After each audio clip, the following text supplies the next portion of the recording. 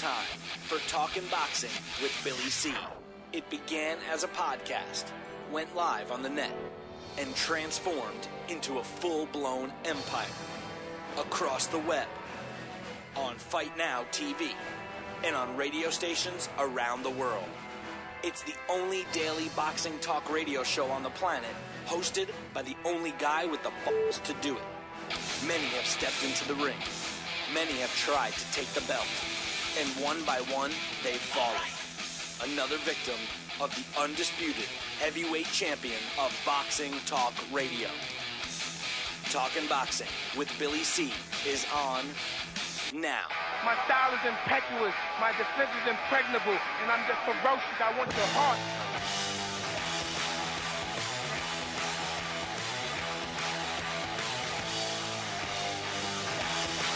And we're coming to you live from the Billy C studio in Lake George, New York. I'm Bill Calogero, and it's time for Talking Boxing with Billy C. Good morning, good day, good evening, whenever you're listening or watching. Hope you're doing all right. We've got a busy show scheduled for you today. Scotty Crouse is going to be joining us in a little bit. We're going to continue our greatest fight series. And today we're going to talk about, it wasn't exactly the most exciting fight in history, but it was definitely an important one. It took place in June of 1952. It was between Sugar Ray Robinson and Joey Maxim for Joey Maxim's world light heavyweight title. And we'll be talking about that a little later on the show. Don't forget the show's being brought to you in part by Cat's Nationwide Luxury Transportation Service. If you need a limo and you're someplace in the U.S. of A., then you need to give my girl, Kat, a call, 202-351-7496. That's 202-351-7496. Don't forget, Cat's Nationwide Luxury Transportation Service is the official limo service of the BillyCBoxing Hall of Fame induction weekend this November 16th, 17th, and 18th. All I'm going to tell you is you better make your plans now. That's it. That's all I'm going to tell you. You know, I'm talking about it every day between now and the time it happens in November. But, if you don't show up this year, you're missing out. That's all I'm going to say. That's how, I'm being a little arrogant about it, but that's the way it is. This year, last year it was great, and this year it's going to be 10 times better. As a matter of fact, I wish at this point, all I'm going to say is I wish we kind of had gotten into a bigger place, because it's going to be packed. So we're looking forward to it. We want you there. Be there or be square. And, Cat's going to be driving people back and forth.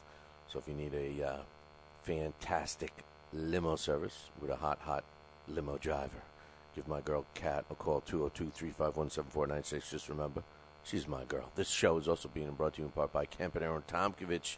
If you need a lawyer, use the lawyers that keep me out of trouble. That's Campanaro and Tomkovich, 845-221-4099. Knock out your legal problems. Campanaro and Tomkovich, 845-221-4099. And, of course, my friends over at the Halftime Bar and Grill. Completely renovated, big screen TVs everywhere. Watch your favorite sporting event, including Friday Night Fights this Friday. We got a good one on tap, and I'm going to be there. All you got to do is talk boxing with me or watch it with me, and I'm going to give you a prize. So show up at the Halftime Bar and Grill. Hey, if you're coming in from out of town, we want you to have a great time, but we don't want you to drink and drive. So drop us an email, and we'll hook you up with some great hotel deals. So Billy at Talkin' Boxing, TALKINBOXING. Please show up and don't drink and drive.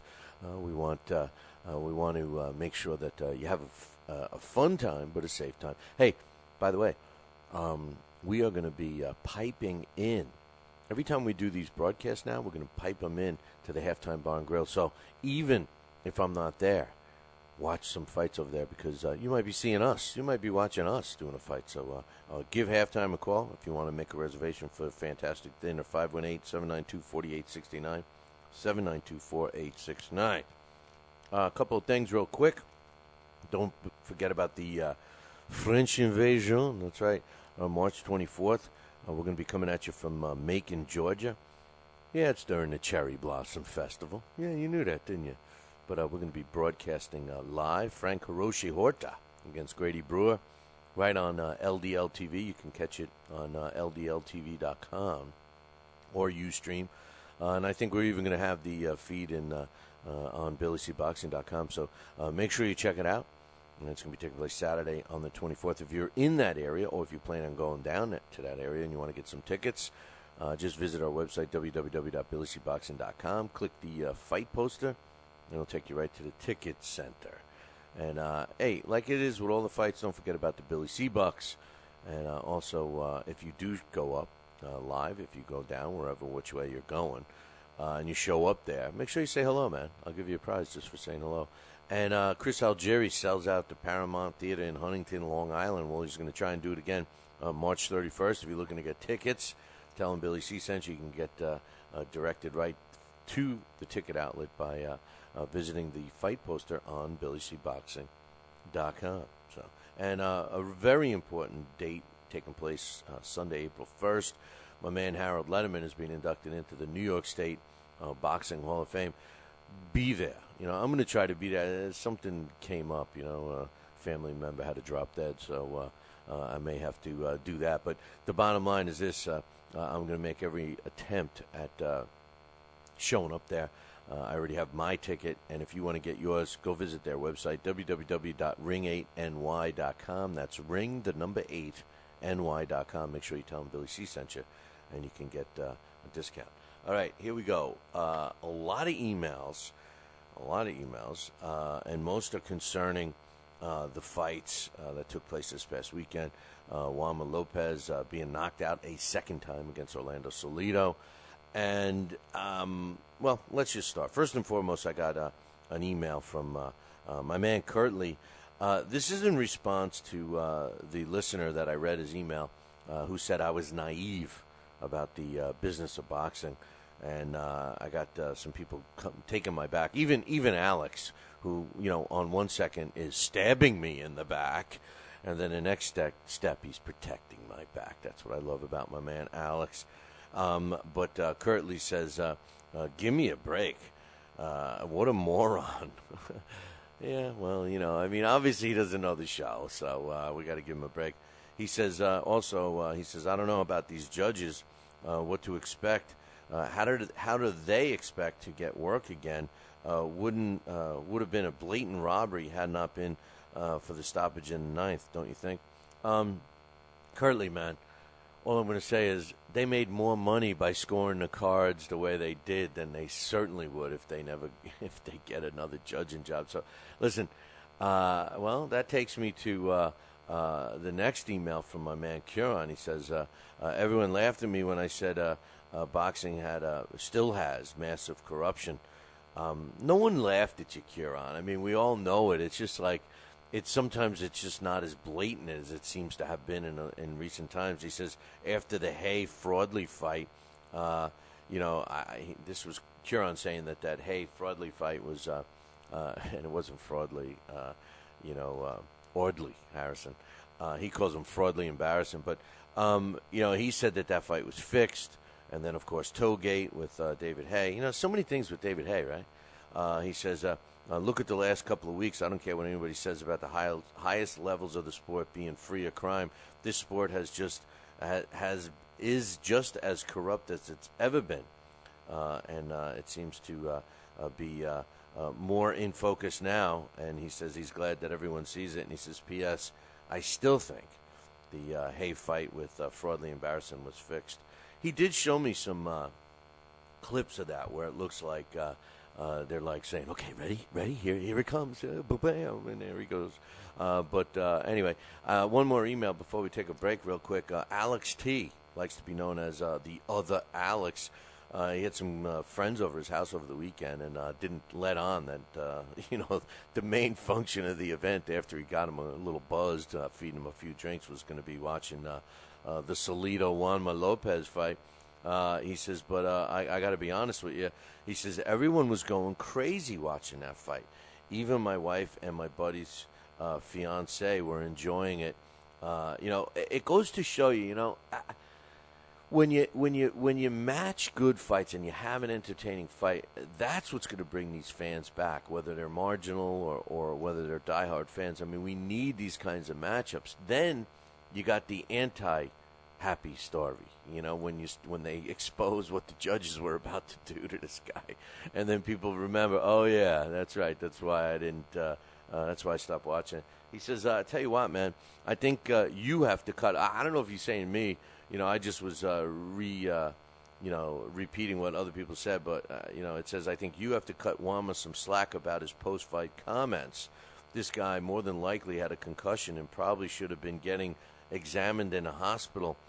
Not having that clown, Jim Gray, ask him stupid questions seconds after he was knocked out. First of all, Jim Gray is the biggest piece of garbage on this planet. I can't, well, that's not true.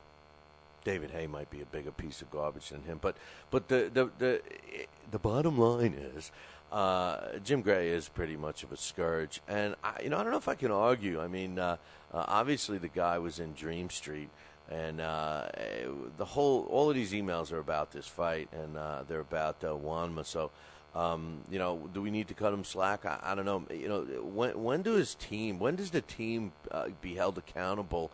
For protect. They're supposed to protect the fighter in the ring, and who knows your fighter better than the team? If your fighter's responding kind of crazy in the corner, and we're going to talk about that. When Scott and I talk about the greatest fight series, because that was something similar happening to Sugar Ray Robinson in that fight. If you're acting kind of strange, your corner needs to protect you. Like, maybe don't do it in an interview, But anyway, he also says, I agree with you. I thought the ref was trying to give Juanma every advantage he could. In fact, my brother sent me a text during the fight that said, this ref is just waiting for the right opportunity to ruin this fight. And he said, I agreed. I thought he would do something stupid, but at the end of the day, he made the right call, stopping it. Juanma could have been a vegetable today if he got hit with one more solid shot. You know what? I don't know if I can argue with that, man. He was in some serious trouble. When he stumbled forward and the ref had to kind of catch him, the ref knew he had to stop it. He's got another thing here that he wants to mention, but I'm going to save it for Scotty because this is actually a suggestion for a new segment that I really love. So we'll get to that when Scotty comes on. And I got some other emails I'm going to read, all coming up in about 2. If you're in upstate New York and you need a trucking company, then you need Roselli Enterprises. Roselli Enterprises is trucking at its finest. They have it all. Dump trucks, dump trailers, walk-in floors, flatbeds, flowboys, tankers, loaders, and a full line of roll-off containers for any job, big or small. Roselli Enterprises is also the source for all your sand, gravel, and topsoil needs. Visit them on the web at RoselliTrucking.com or call 315-433-5115. That's 315-433-5115 and tell them Billy C sent you. Are you ready, America? Then let's get it on with Fight Now TV. It's time, fight fans. Your channel has arrived. All the fights, all the names, all the action. From world-class boxing events to mixed martial arts showdowns and other combat sports matchups, Fight Now TV delivers the hits and more. Call your television provider and tell them you want to get it on with Fight Now TV. For more details, go to fightnow.com. We've got a great matchup tonight. Fighting out of the left corner is the #1 ranked contender. No, he is not. I'm sorry, but who are you? I am the IBO computer. I am programmed to provide only fair and unbiased boxing rankings. This fighter is the #15 ranked contender. Fair and unbiased boxing rankings? That's a new concept. Actually, it is not. The IBO has provided unbiased computerized rankings for many years. Well, we've still got a great fight tonight, folks. In the left corner is the #15 ranked contender. The IBO, the champion of integrity. Learn more at IBOBoxing.com. Check out BillyCBoxing.com now, or feel the wrath of the mighty mustache. Oh, that hurts. Why are you doing that to my face? I hate you. That's BillyCBoxing.com. Consider this your warning. As a young boy, all Billy C dreamed about was one day having his own catchphrase. And we're back. And we're back. One boy, one dream, one day, everyone will say. And we're back. And we're back. And we're back. And we're back. And we're back. And we're back. Catchphrase coming soon to a theater near you.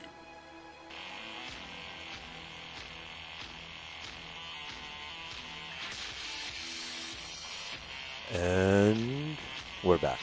You are listening to the Talking Boxing with Billy C radio show. Check out our website, www.BillyCBoxing.com. Vote on the poll question. All of a sudden, it's even 50-50. So check that one out.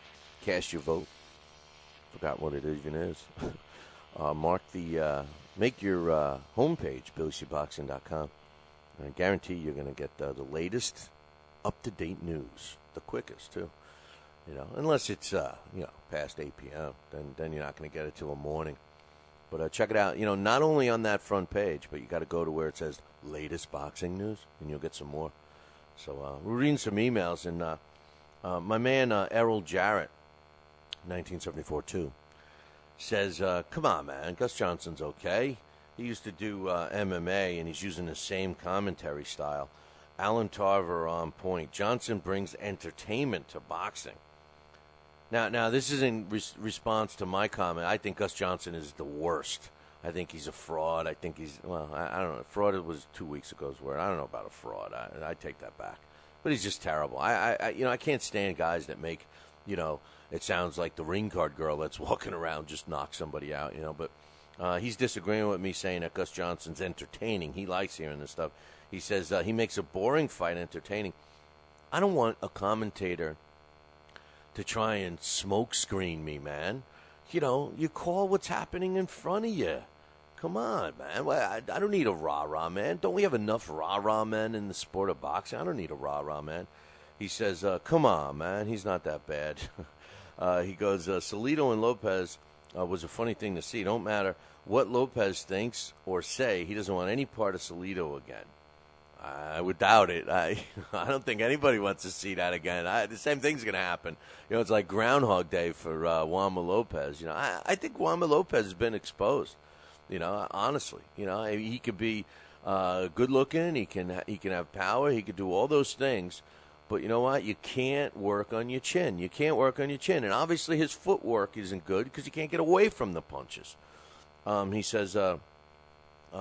Lopez is funny. He said that the damn ref. He says, yeah, that referee saved his life. The next punch could have given him brain damage, and that's exactly what Alex T said. So Errol Jarrett, right on point there. But I totally still disagree with you about Gus Johnson, and so does this person. And this is great, man. This is great. This actually, Kieran found this off of another website. I normally don't give anybody.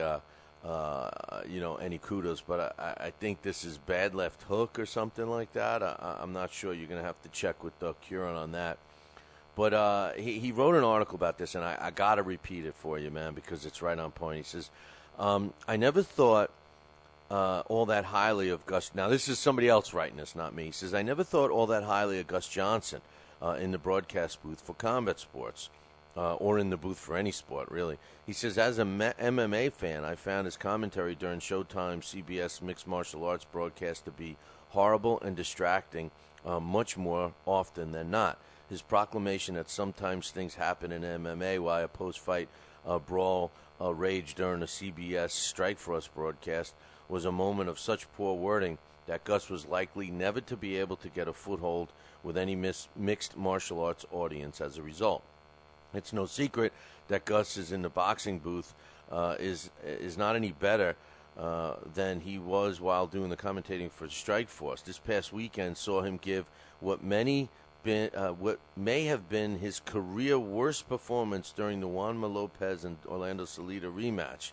In a fight that was easy to understand as any, he forced himself onto the viewer and detracted from the broadcast, which, you know what a perfect way to put it, because I agree with that 100%.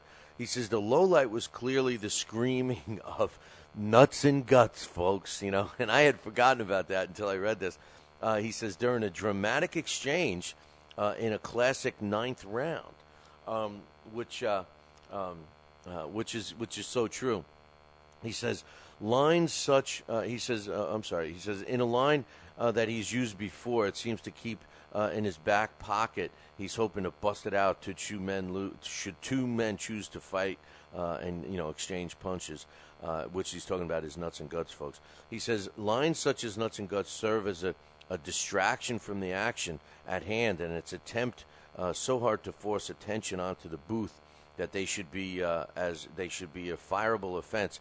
But this continued attempt to turn a brutally undramatic bellow into a trademark catchphrase was only one of the offenses perpetrated on the ears of the poor boxing fans this past Saturday night. When he wasn't repeating the same lines over and over, he was constantly yelling at you. There's just no there's no excuse for this in this game. I agree with this 100%, but he takes it a step further. So for any of you that thought that Gus Johnson did a good job, my man here, whoever he is, the mystery man, breaks it down for us. He says, let's take a walk through the rounds and see what Gus Johnson said. He says, it's hard to capture the words and the awful timing of the vocal inflections of Johnson during this broadcast, so we'll just focus on some of his key statements, which I love this. He says, in round one, and this is a quote, Juan Manuel Lopez no longer faced with distractions outside the ring, but can he figure out a way at home once again to beat the only man to break his will? This is Gus Johnson. I remember him saying this.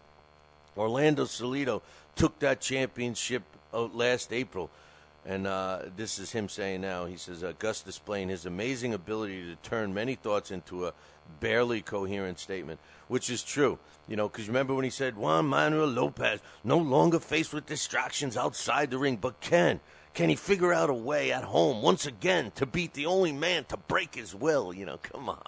Come on, right?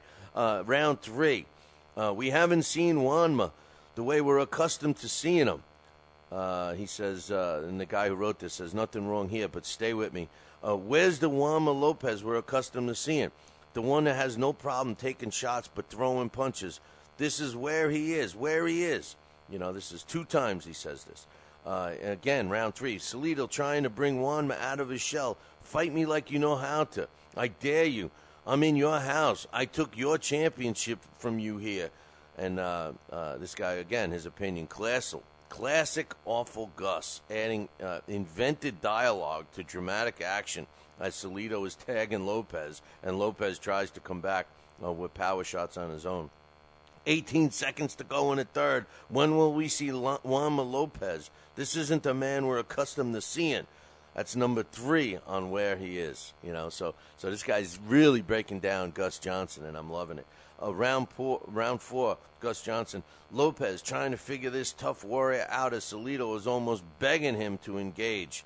And my man who wrote this says, how's he begging him to engage? By punching him in the face and pressuring him in his style? Just words for the sake of words.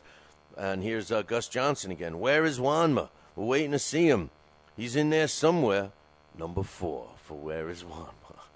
He says it again. Where is this young man? 28 years old. That's number 5. Where's Juanma? This is all in the same round. He goes, after the 28 years old line, he changed the subject. 5th round.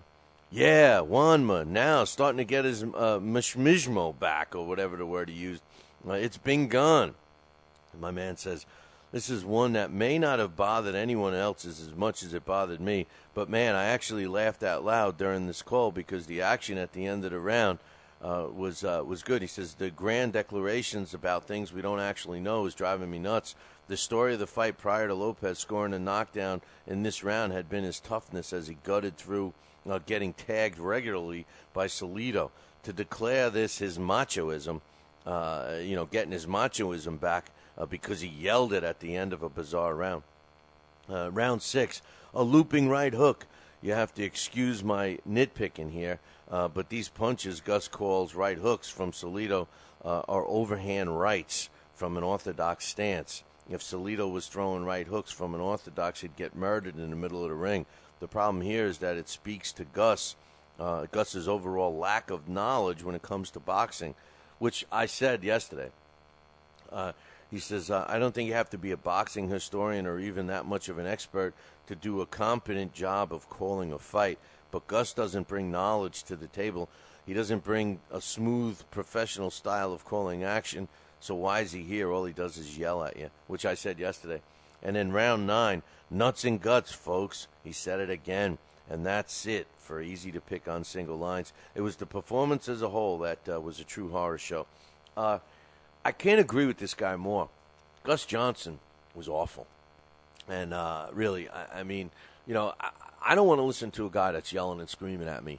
And, you know, like I said yesterday, my opinion is I wish I could see, I wish they had the camera on Al Bernstein and Antonio Tarver. They had to just be going, you know, they had to just be looking at him just saying, what the hell? I mean, what's up, man?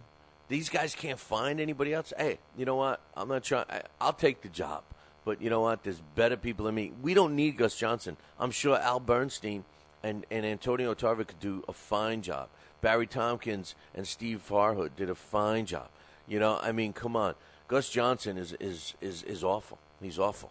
And, you know, he yells and screams and doesn't, you know, and this guy, whoever this mystery writer was from the badlefthook.com, I think is the site. You know, the thing is this. Why is so many people in this sport trying to make their catchphrase? You know, it was bad enough that Michael Buffer, you know, it was a smart move from Michael Buffer. But since then, everybody tried, you know, or Cortez, Joe Cortez, goes out of his way. You see him fighting with the microphone.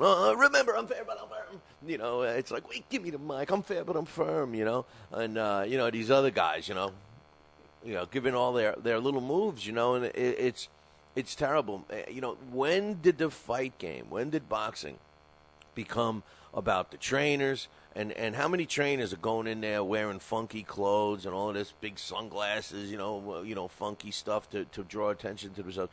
When did it become outside the two fighters in the ring? You know, why do we have to listen to different referees with their coined phrases? You know, why do we have to listen to announcers coming up with, you know, nuts and gluts or nuts and guts and glory or whatever the hell he said? You know, why do we need this? You know, we don't, and it's taken away from the sport. You know, we're wondering why so many people are running away from the sport. And, I mean, how many answers can we give them? Are you ready, America? Then let's get it on with Fight Now TV. It's time, fight fans. Your channel has arrived. All the fights, all the names, all the action. From world-class boxing events to mixed martial arts showdowns and other combat sports matchups, Fight Now TV delivers the hits and more. Call your television provider and tell them you want to get it on with Fight Now TV. For more details, go to fightnow.com. Broadcasting in all corners of the globe, on the web and radio. He would scoff at a stretch of that man, I would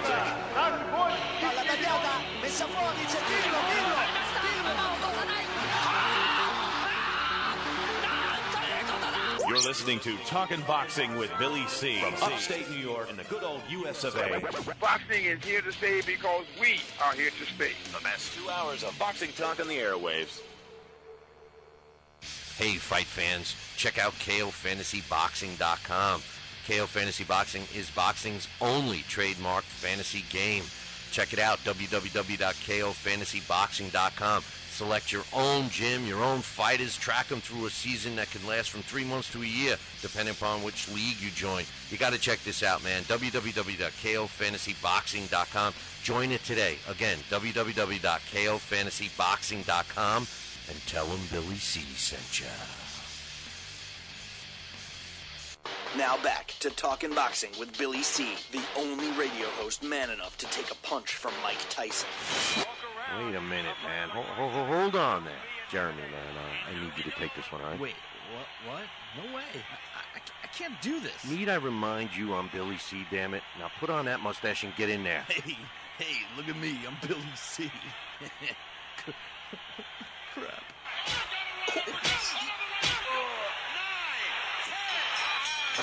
The undisputed heavyweight champion of Boxing Talk Radio. It's Talkin' Boxing with Billy C. Test 1 2. Test 1 2. My fellow Americans, good evening. Welcome back to Talkin' Boxing with Billy C. It's great to be here discussing the sweet science with everybody. I love boxing. I love talking boxing. It's what I do. Bill. Wait, what? Bill.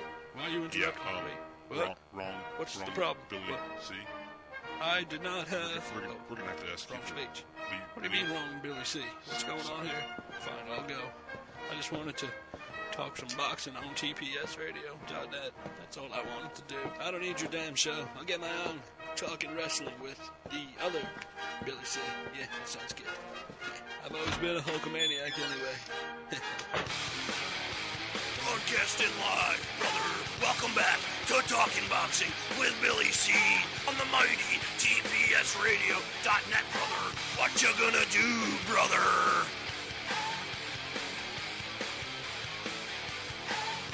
And we're back.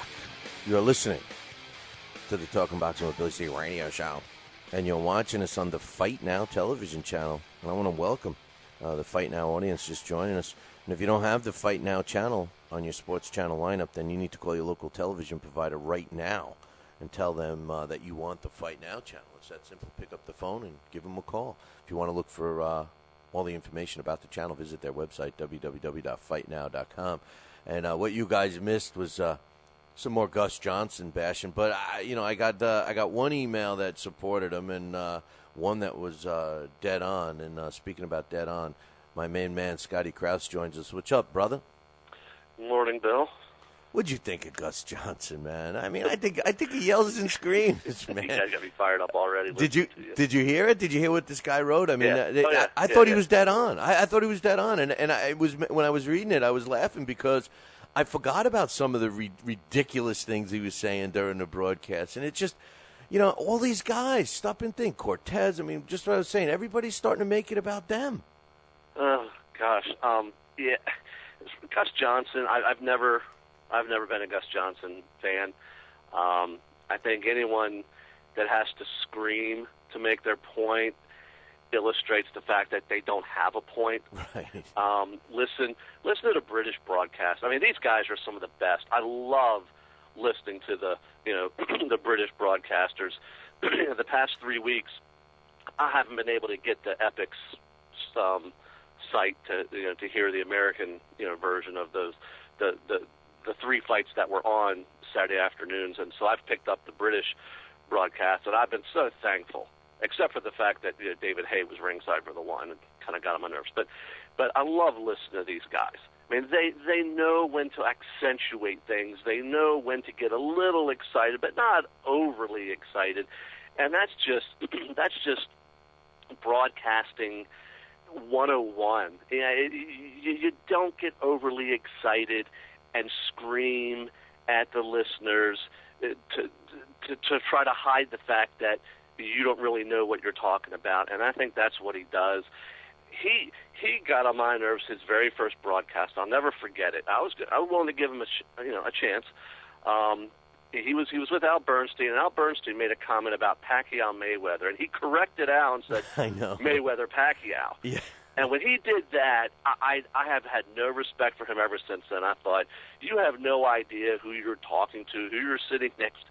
Al Bernstein's one of the most revered, he's in the Hall of Fame, going into the Hall of Fame this year. He's one of the most revered broadcasters in all of boxing, and you have the audacity, you have the nuts and guts, as it were, to sit next to this guy and correct him on your very first broadcast. I mean, are you kidding me? It's funny. It just so I'm not a big Gus Johnson fan, and I hate the cliches, the nicknames, the catchphrases. I hate it. It drives me absolutely crazy. I didn't mind the fact that Michael Buffer coined his "Let's Get Ready to Rumble." That was original. It caught on. It was pretty cool. And I didn't mind Mills Lane when he would go, "Let's get it on." I thought that was pretty cool because he wasn't doing it to coin a catchphrase. He wasn't trying. It was like it happened on its own. It happened on its own, kind of. Exactly. Right. It was just he couldn't help it. It's what he felt at that moment, and people love that. But it's because each of these individuals became famous with their catchphrases that I guess the first day at ref school is not, how to break up a clinch or when to stop a fight. It's okay, guys, come up with a cool catchphrase because that camera's going to be on you at the beginning of the fight. You have to come up with something. And Joe Cortez couldn't come up with anything but "I'm fair, but I'm firm," which I'm convinced is one of his, old pickup lines.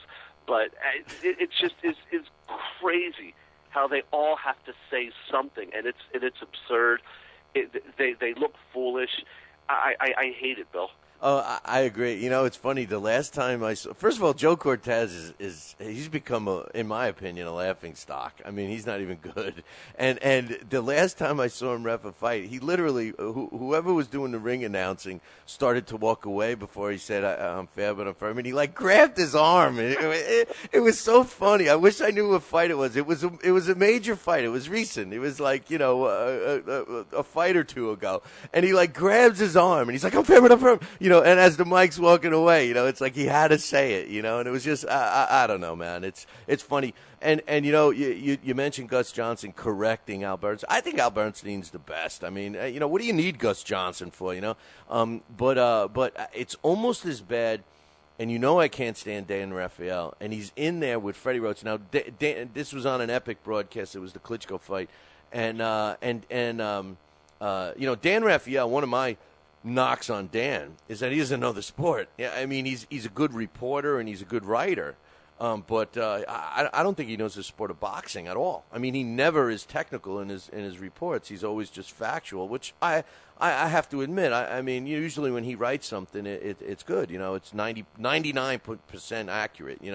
And who's he broadcasting with? Freddie Roach. Freddie Roach made a comment, and Dan Raphael corrected Freddie Roach, and I found that totally funny. It's like, who the hell do you think you are correcting him? But it's comical. I haven't heard the last three Epics broadcasts, so I haven't heard Dan Raphael or Freddie Roach in a while.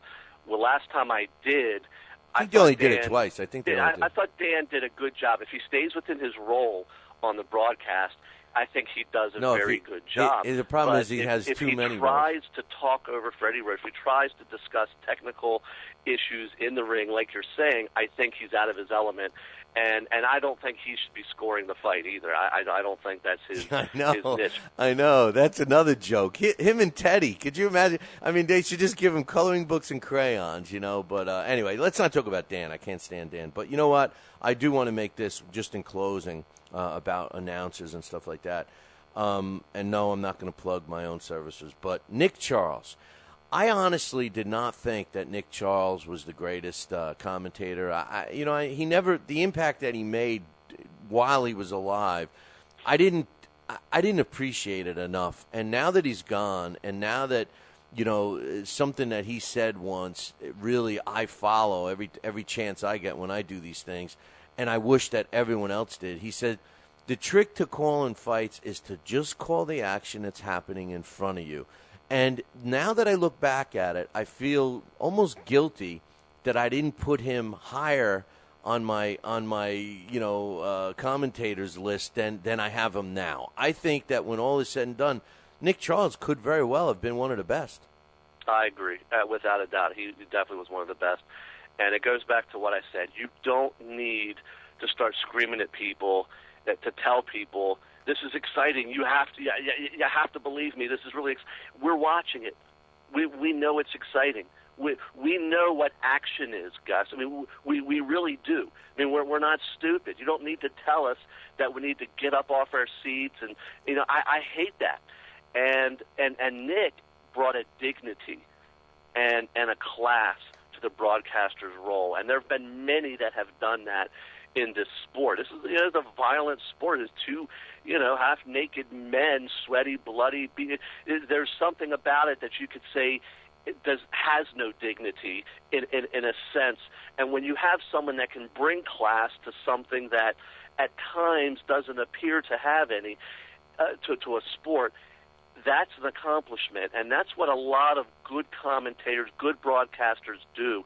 They bring a sense of dignity to it, a sense of class. They sort of lift up the profession of the sport. And I think Nick was one of those guys that could do it. I love Steve Farhood. Steve Farhood, to me, is just someone... He has a lot to say. He never repeats himself. He never says it the same way over and over again. He doesn't have his little cliche, trite phrases. He doesn't get overly excited. But everything he says has significance, and I've learned to appreciate him more and more and more every time I hear him. And Al Bernstein is another one, just a classic. And he's gotten overly excited before. I'll never forget the 10th round of the first Holyfield Bowe fight at the end when he said, "That's the greatest round in heavyweight history ever, period." And he got a little overexcited. He admitted later that he probably overcalled that at the moment, at the heat of the moment, sometimes you get carried away. But for the most part, again, he brings a class to it. He knows exactly what to say, the points to make. You got to have someone there with him that is at least close to his level. And poor Gus Johnson he just isn't. And back to Nick Charles, everything you said about him, the guy just was one of the most decent people. And the way he called a fight to me is how it should be done. If you're going to be a broadcaster, sit down, listen to some Nick Charles, and that's how you do it. No, you're right. And I don't understand what they think these guys, some of these idiots like Gus Johnson brings to a broadcast. And Farhood, I like Farhood, although he's been really stepping up his comedy act a little lately. He's coming up with a lot of funny stuff. But anyway, hey, listen, before we do the greatest fight series, one of our longtime listeners, Alex T, he likes to be called the other Alex. He thinks like there's only two Alexes that listen to the show. But anyway, he says he's got a great idea for a new segment. Check this out, man. I'd love it. I said I have to pass it by, the boss. Scotty is the segment man. He says, hey, how about a greatest upset segment? There's certainly no shortage of fights to talk about. What do you think, man? I love it. Yeah. What do you think? I love it. Yeah, I love it. I love the upset. In boxing, that's something that you find yourself talking about years and years later. You remember where you were. You remember going in, what everyone thought about the fight. Well, that'd be great. I think maybe not once a month, but maybe every 3 to 4 months, we throw in a greatest upset. I think that would be good. Yeah, I like it, man. Great job, Alex T. And you heard it from the man. We're gonna we might sprinkle you in once a year now. We might give you a greatest upset. The upset here is Alex T. got a segment here. That's the greatest upset on the show. Hey, we got to kick it off when we do it. Of course, the fight that took me 20 years to watch again. I was so distraught over it, and that's, of course, Mike Tyson being upset by Buster Douglas. So, and literally, I never watched that fight again until it was I think the 20-year anniversary just happened a couple of years ago, right? And I haven't. Yeah. And I didn't. I swear to you, I didn't. I have it recorded and everything. I never watched it, and I happened to have been in Albuquerque for a fight. And I was flipping through the channel because, it's not as elegant as people think. I'm sitting there waiting to do what I'm there for in a hotel room by myself. And I'm flipping through the channels, and what do I see? I see the replay of that. And I said, I guess it's time. I guess it's time to watch it again, But anyway. Bill, it killed me when I first came on your show, first got to know you. We were having one of our, 2-hour-long phone conversations that should have been recorded and really should have been. How many shows do we have that we should have recorded, like just on when we talk when we're not on air?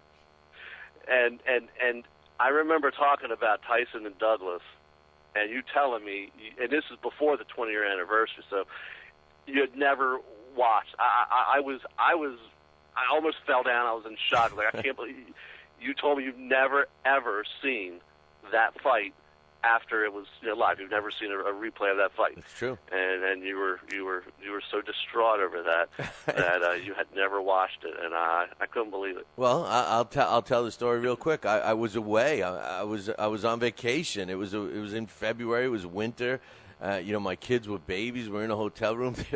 They're in cribs, and watching the fight. I guess it was on HBO or Showtime, whatever it was. The hotel had it. I'm sitting on the edge of the seat, and my wife she hated Tyson, and she was always rooting for him to lose. And, she's like, oh, he's not doing that good, is he? Is he? And then all of a sudden she shut up because she knew, because, he would always come back. And I'm like, and when he got knocked out, I looked at her, and I turned on the lights. I said, pack the shit up. We're going.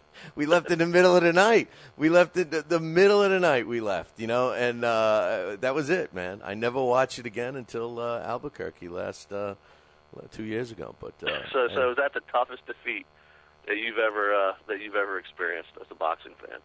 For me, I was just so Mike Tyson was just an event. Every time Mike Tyson did something, I thought, and you know what, Scott, it's evident because I know you run into the same thing. When people they hear what you do and they start talking to you about boxing, and the words that come out of their mouth, whether you ask them the question or whether they come out and say it, they say the last time I really was into boxing was Mike Tyson. Or some of them even say, well, the last guy I knew that was a champion was Mike Tyson. I mean, it's like boxing ended when Mike Tyson's reign stopped, and it's true. We never had, a character that could back up that persona as much as Mike Tyson did in that era. It's never happened again. And I'm not sure it can ever happen again. No, I agree. I was just thinking about this past week. Just remembering him coming up and hearing about him and tuning into all the little fledgling channels. There weren't nearly as many as there are today, but just trying to catch him in one of his fights. And before he ever got anywhere near a title shot, before HBO ever got near him, before he ever became, the Mike Tyson, he's coming up and you hear about him. It's all the talk. Is about this guy, this heavyweight. You got to watch this guy, not like any other fighter that you've seen. You watch him, there's something different. And I'll never forget a friend of mine before this. Actually, it might have been around the same time frame. I'm getting so old I can't remember. But I never was a big NBA basketball fan. But I remember a friend of mine saying, "Oh, you got to watch Michael Jordan. I mean, you got to watch this guy. I mean, he's not like any other basketball player." So I thought, well, I'll catch a Bulls game next time it's on, and I'll check this guy Michael Jordan out. Everyone's talking about, and I watched it. And I just fell in love. I was just like, wow, I've never seen that before. And I became a huge Chicago Bulls fan. I followed them for years and years and years through all their their championships, just because I became this huge Jordan fan, because there was something he did on the court that was just so special and so different. It's not like watching any other NBA player. Mike Tyson was that way as a fighter. It's just, you watch him and you're seeing something special. You're seeing something different that you've never seen before, and you probably never will see. He's unlike anyone else out there.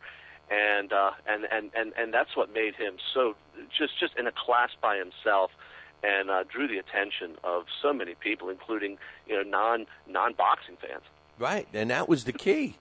That was the key. He was an event, just like Jordan, like you said. And I was similar. I never was a huge basketball fan, but Michael Jordan, the first time I saw him, I didn't think it was humanly possible what I witnessed. And then from that point on, I watched him leave because they showed it in slow motion, because I saw it, in regular speed, and I was like, did he just do what I think he did? And then they showed it in slow motion. The guy leaps. He's driving to the basket. He leaps in the air at the foul line, because they show you he do that. And then as he's floating in the air, chugging his legs like a bicycle, he switches the ball from one hand to the other. This is all while he's in the air, defying gravity, and dunks it.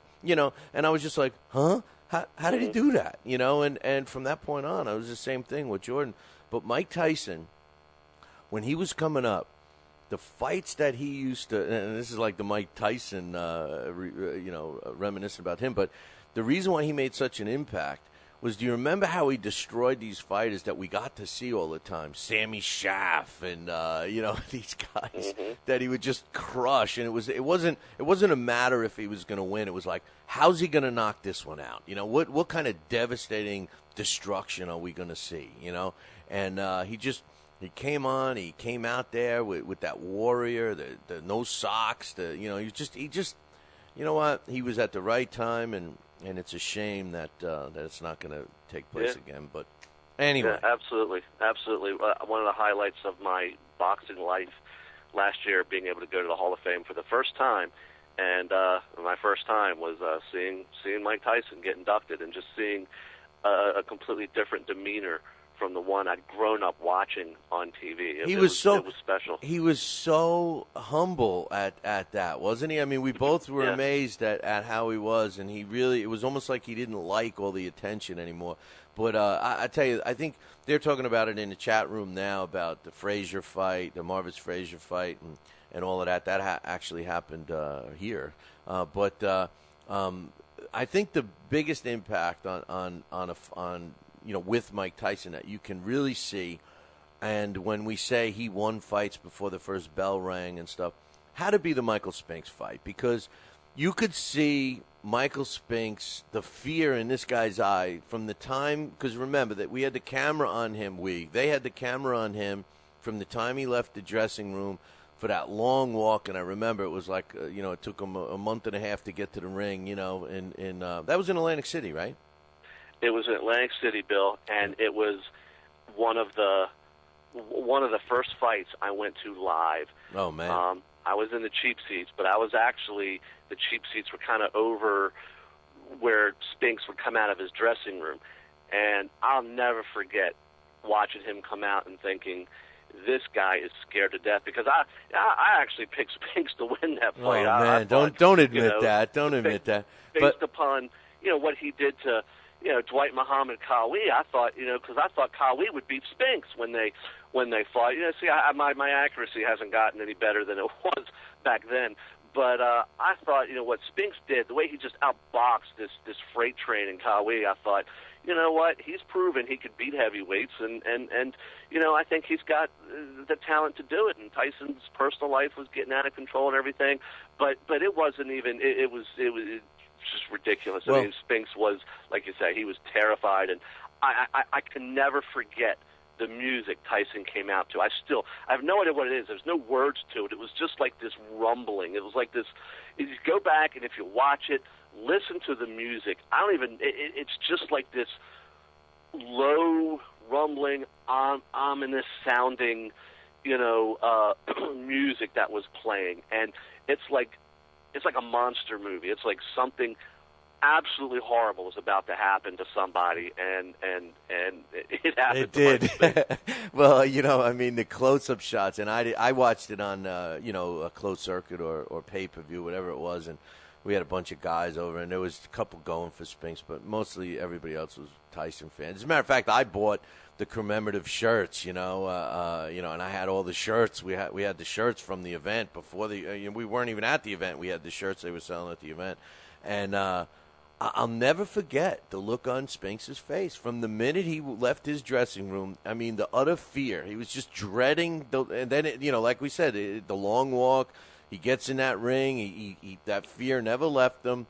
And when he crumbled to the canvas, that was it, man. And to his credit, he never came back, and he's very wealthy still to this day, and that was it for him, But anyway, we're supposed to be doing this greatest fight segment here, and we're gonna have to start it, and then we're gonna have to keep you on a little longer to finish it. But I love this series. It's my favorite segment of the show so far.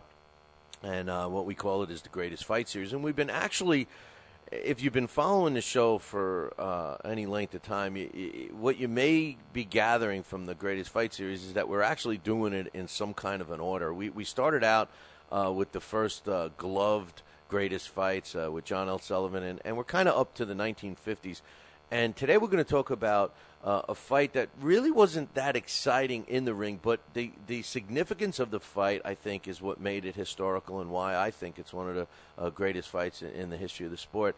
And it took place on June 25th in 1952, and Sugar Ray Robinson, who arguably is a pound-for-pound greatest fighter ever, was attempting to take Joey Maxim's world light heavyweight title, which would have made him at the time only the third, I believe, right, Scotty? The third fighter to have won 3 different titles in 3 different weight classes? Is that I correct? think he would have been considered the 4th because Barney Ross and Tony Canzoneri both won 3 world titles. But the thing is with their 3 world titles is the junior welterweight and lightweight were considered one. I mean, they won both titles in one fight, in other words. Mm-hmm. So, to me, if he would have won, he would have been the only legitimate 3-time or 3 division. What am I trying division. to 3 divisional champion since Bob Fitzsimmons, because Canzoneri and Ross they really did 2 weight classes, but they got 3 belts out of 2, you know? Yeah, though I thought it was Fitzsimmons, and then Armstrong. Oh, Armstrong! I only forgot Henry Armstrong. Yeah. And then I thought that this would have been the 3rd, that. But anyway, that was the significance of the fight. A couple of things I just want to point out before we turn Scotty loose here is. It was sweltering, and it was in June, but it was actually the hottest record, and I think that's still a record, if I'm not mistaken. I think it was the hottest June in the history of the state of New York. In the stadium, it was 104 degrees from what I recall, and it was the conditions. From what you recall, were you ringside? No. No, I wasn't there. You couldn't get me a ticket. Remember, you had you were covering that fight, but no, it was real hot, and why don't you tell? You know what? I'm going to tell our affiliates right now, and also Fight Now TV, that we're not gonna take a break. We're gonna go straight through. So if you guys got to take a break and come back to us. If not, we're gonna keep going through, because it would be crazy to take a break at this stage, unless we take one right now. I mean, let's just do it. Let's roll with it, man. Tell us about the fight. All right. Well, our greatest fight series recently has been the greatest Sugar Ray Robinson fight series, because he was involved in so many great fights during this era. And this one, like you said, Bill, isn't a classic because of the action in the ring between the 2 fighters, but the circumstances surrounding the fight and the significance of it. You've already touched on the weather, which was just a huge, huge factor in this fight. This fight did take place, like you said, Yankee Stadium, New York. Sugar Ray Robinson was 29 going into this fight. Joey Maxim was 30, so they were relatively even in age. Their records were, Sugar Ray had a pretty good record of 131 wins, 2 losses, and 2 draws. That bum, that tomato can. Never, ever see again. Hey, Scotty, who did he ever fight? Yeah, a bunch of bums. Yeah. A bunch of New York cab drivers. And Joey Maxim's record is still a pretty good one. This was his 100th fight, the fight against Sugar Ray Robinson. He had a record of 77 wins with 18 losses and 4 draws.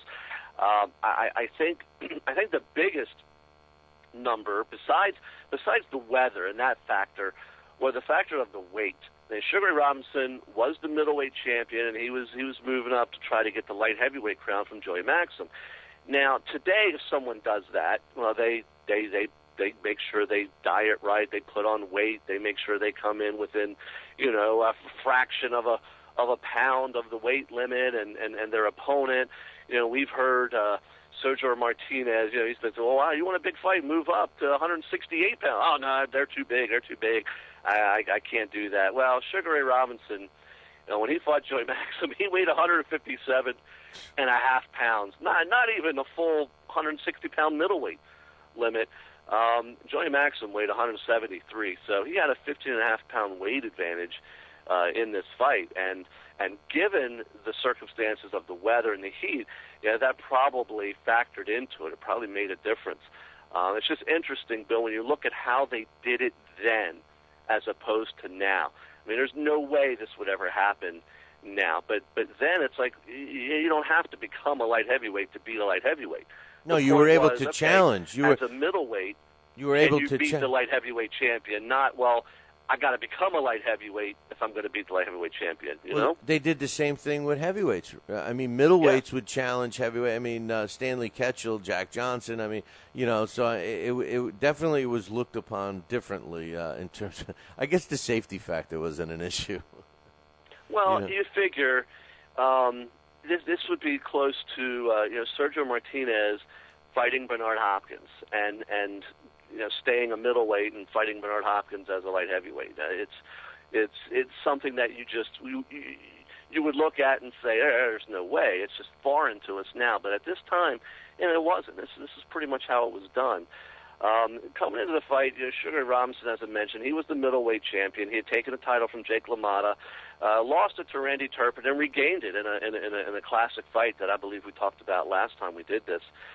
He made a couple more defenses. He beat Carl Bobo Olsen, and then he had a huge fight with Rocky Graziano and knocked him out, got off the canvas to knock out Rocky.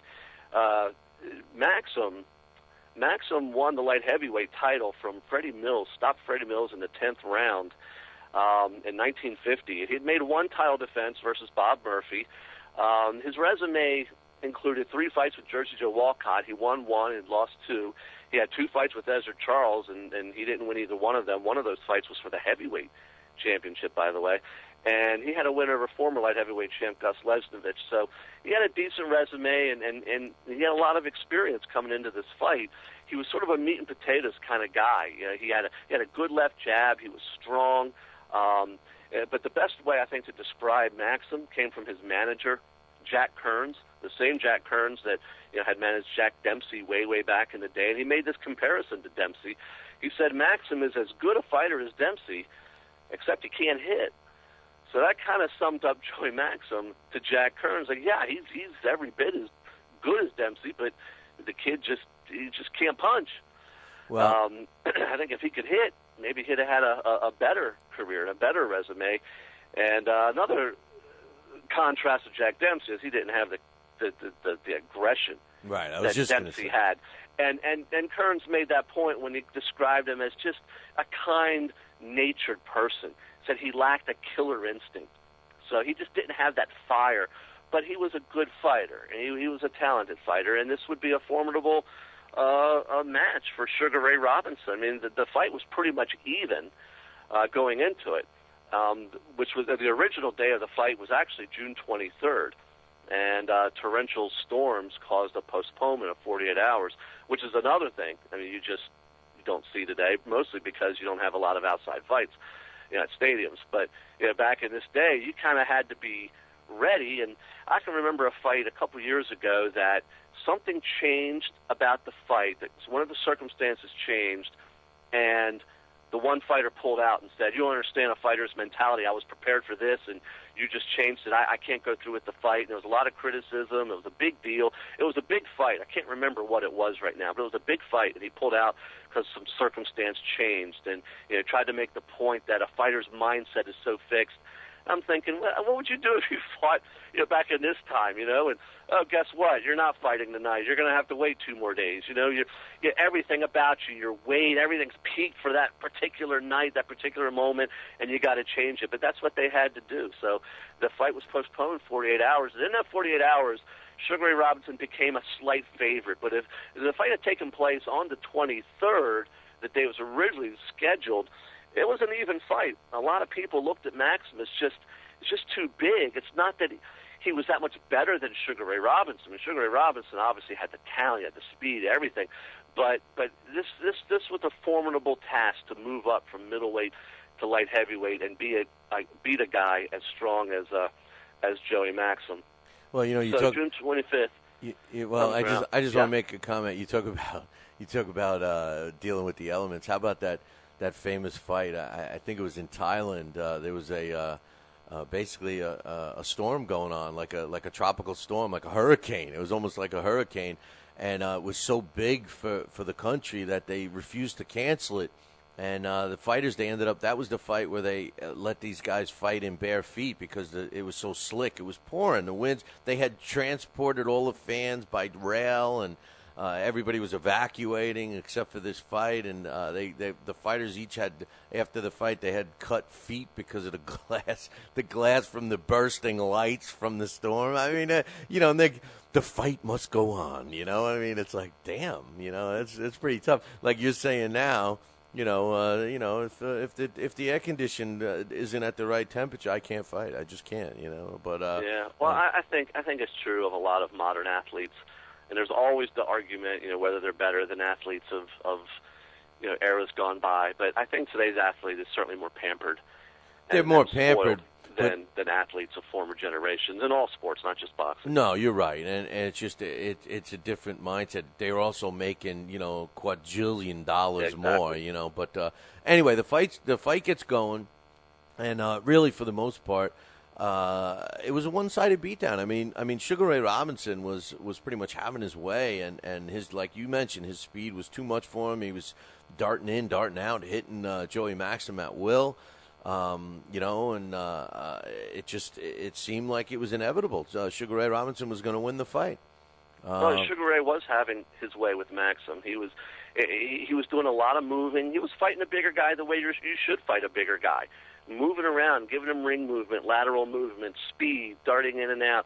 Maxim looked like an oak tree, in the center of the ring. He's not moving very much. Didn't do a whole lot, and a lot of clinching in the fight, which is why the fight itself isn't necessarily a classic in terms of the action, but it was a clinic, for the first 10 rounds by Sugar Ray Robinson. Maxim though was it's not like he didn't have a plan, and it's not like he wasn't in the fight or doing anything meaningful. He was going to the body of Sugar Ray Robinson, and he did believe that he would slow him down eventually. Yeah, but wait a minute. The plan was to do that. I don't know that he thought the heat would be as much of a factor as it ended up being. Doc, but his plan was to go to the body. He figured he'd probably lose a lot of the early rounds, but he would wear him out and maybe get him late. Yeah, but Scotty, that's what Doc Kearns said after the fight. He said, "No, that was our plan. We were going to wear him out and get him in the later rounds." That's what he was saying, because I read several accounts of the fight that said, and the ringside reporters were saying, it almost was like Sugar Ray Robinson knew what Maxim was going to do before he did. In other words, if Maxim would step forward to throw a punch, Robinson would be ahead of him and step out of the way, and he wouldn't land the punch. Or the opposite way. If he took a step back, Robinson was going forward and was able to land the punch. So it was almost like he knew what was going to happen before Maxim did. And really, I think the one judge had it. I think had it the closest 5-2-2 or something like that going into 7-3-3 after was the closest after the fight was stopped. I mean, the 7 rounds to 3 with 3 even was the closest score. I mean, another one was 9-3-1. The other was 10-3. I mean, it was, and the ones that Maxim won are obviously the later rounds when Robinson just had absolutely nothing left. It was nearly at the point of collapse. So this was a clinic by Robinson. There's no doubt about it that Robinson was classic Sugar Ray Robinson during most of this fight. Right. I just want to point out, though, that Maxim, he did have a plan. I mean, he was going to the body when he was punching. So I think he did want to slow him down. Yeah, given Kearns' comments after the fight, oh, yeah, that's what we meant to do. Well, I think they did mean to do it. I just don't think they factored in the heat doing it for them. Well, which is what happened. The first 10 rounds were all when I said the 5-2-2, whatever I said, or whatever it was. The 10 rounds was all Robinson. There was no question about it. From the 10th round on, started to turn a little bit, and that's when the fatigue factor started setting in. And what was it? The end of the 12th round when basically Robinson was out on his feet and he was staggering around like people described him as acting like a drunk, right? Well, yeah, it was after the 13th, but you could see signs of it several rounds prior to that. Remember, it was after round 10 that referee Ruby Goldstein nearly collapsed, and they had to replace him with a ref, Ray Miller. Right. And it's interesting because reading A.J. Liebling's account of this, he wrote regarding Goldstein's being replaced by Ray Miller, he says, "I've never seen this happen in a prize fight before. Old-time photographs show referees, I love this, show referees on their feet at the end of 25-round fights wearing waistcoats and stiff collars." In other words, he's like, I see these photographs, people fighting out in the desert in the middle of the summer. After 25 rounds, the referees are wearing these waistcoats, and they're okay. And here, in this heat, and he describes the heat, he was there at ringside, and just, Bill, you know what it's like. I know what it's like. I mean, it had rained this day also. The rain had stopped. There was no breeze whatsoever. The humidity was unbelievable. You know, the temperature was, close to 104, but it was the lights too, right? I mean, The believe lights. me, I've lived in California. I've lived out there. I've experienced. We moved when I lived in California. One day we moved from one place to the other. It was 108 degrees, and I remember how hot I was and dehydrated, how bad it felt. But there's nothing like a 90-something degree day in the East with 95% humidity to just absolutely make you just want to fall down and just not move. I mean, you feel like a wet rag. It's horrible, and it just takes everything out of you. And apparently, this was one of the worst evenings that any of these people could ever remember. Yeah, and you add to that the humidity and the heat factor, the lights from the stadium, which were the old style lights. I mean, you could cook a steak under those lights. So I mean, all of these factors leading up, and what started happening was Sugar Ray Robinson started slowing down. He got caught in the 12th and 13th round, staggered back. There's footage of him literally being carried back to his corner, and they tried to revive him, and that's how the fight ended, with him on his stool in the corner.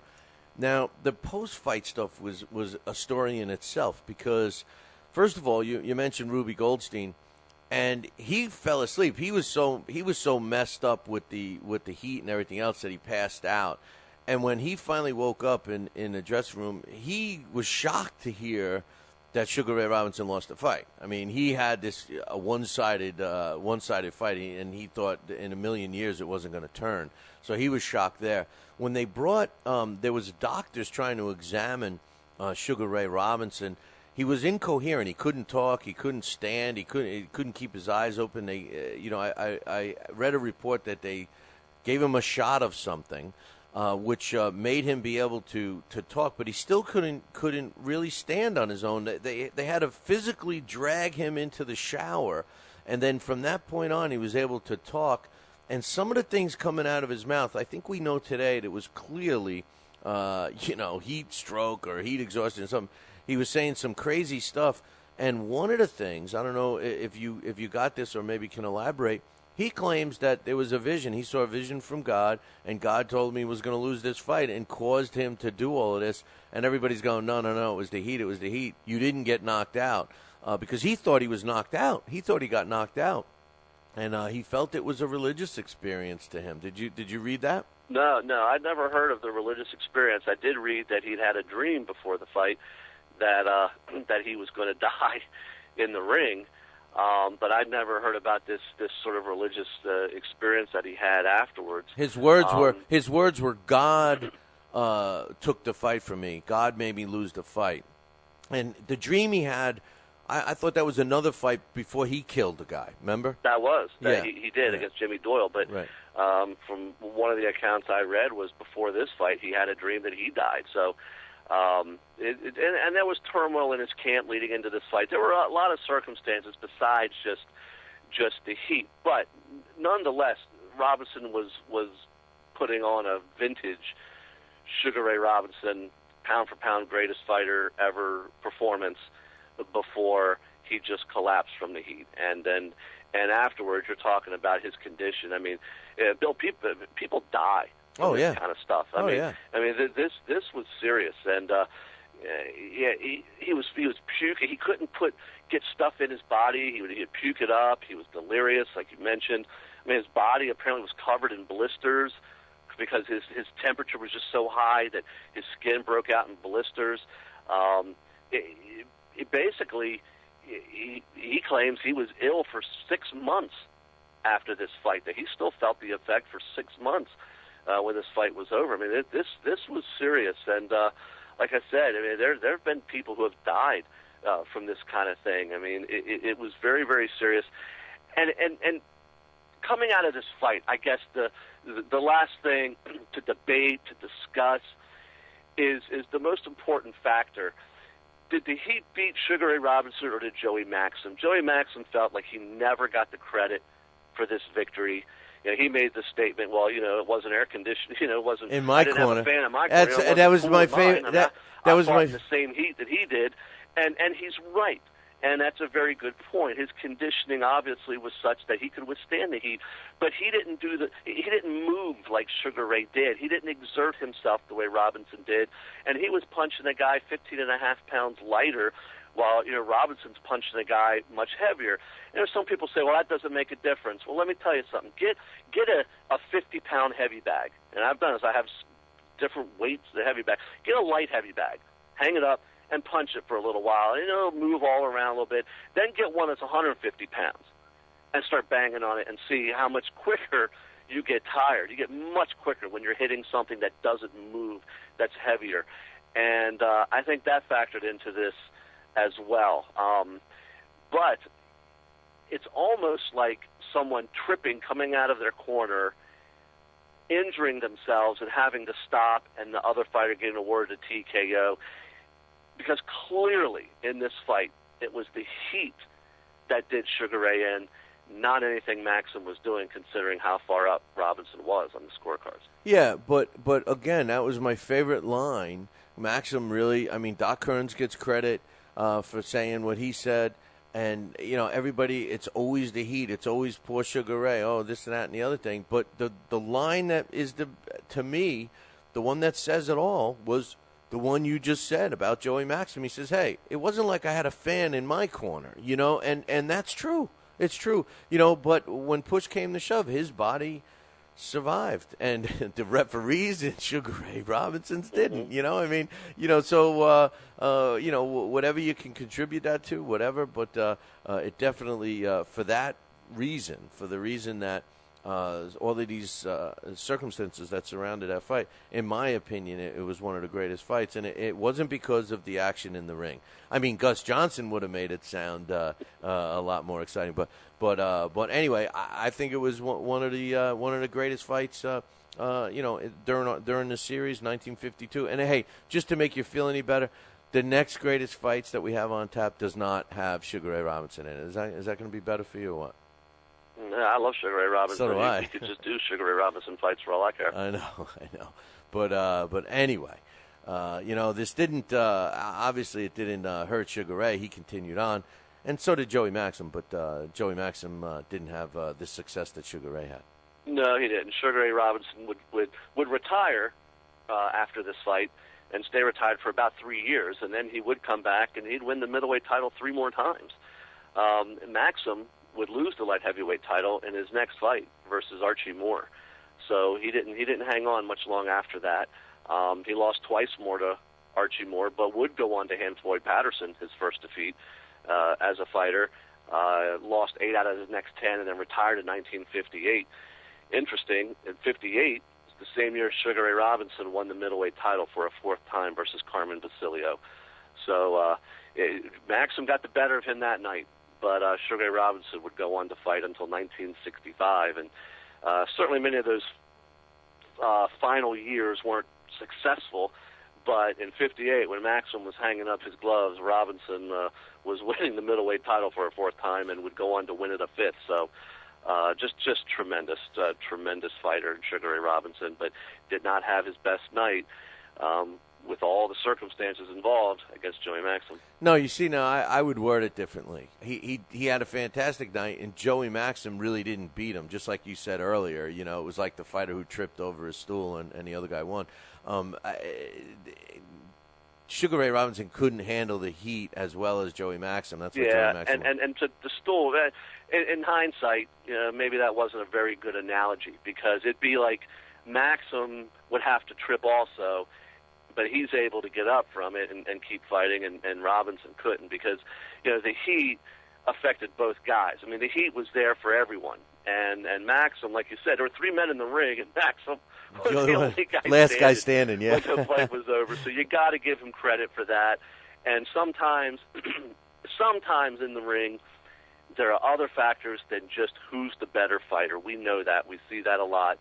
And on this night, maybe Robinson was the better fighter, talent-wise, but when you combine all the factors that went into this fight and all the circumstances, Maxim was the guy who who endured and was the guy who won the fight. Yeah, no doubt. Hey, one thing I didn't know, and one thing I never did find out. Do you know what kind of purses they made for this fight? No, actually, I do not. You know, it's funny because in all the documentation and you know clips and everything, never once did I ever hear. Never saw anything on that. No. Yeah. Huh. It's curious to know. You would think that because Sugar Ray Robinson was known for being a pretty tough negotiator. I mean, he was he was the first guy to negotiate television rights and money from that, and he wanted to get paid. He knew he was what he was and got paid for it. And I would be curious to know what kind of dollars they got. What he got in comparison to Joey Maxim, or who knows? Back in those days, maybe it was the winner got a bigger percentage. I'm not sure.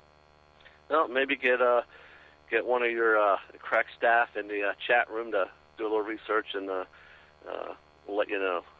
Come on, the crack staff right now is. From England, they still, they can't understand daylight savings. They come in an hour late. They go, "What are you starting the show early for?"